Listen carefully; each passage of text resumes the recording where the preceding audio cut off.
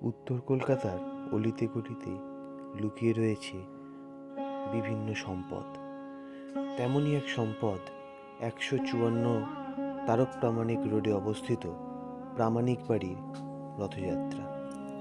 এই রথযাত্রার প্রধান আকর্ষণ হল এ বাড়ির পেতলের নির্মিত রথটি।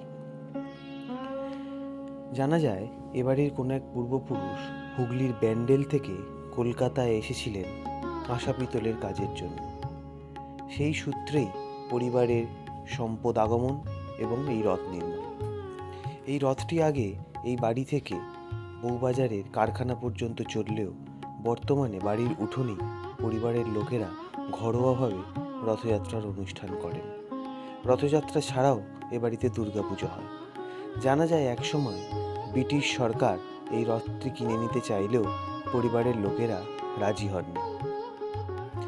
রথটির বিশেষত্ব হল রথটির প্রতিটি পার্টস আলাদাভাবে খোলা যায়।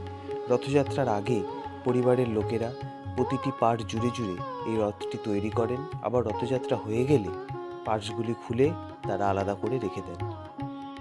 জানা যায় আজ থেকে প্রায় 200 বছর আগে এই রথটি নির্মাণ করতে খরচ হয়েছিল প্রায় 1.5 লক্ষ টাকা এবং রথটির ওজন প্রায় 1.5 টন। 3 তলা বিশিষ্ট এই রথটির উপরের তলাটি নিকেলের হলেও বাকি পুরো সম্পূর্ণ রথটি পেতল দ্বারা নির্মিত।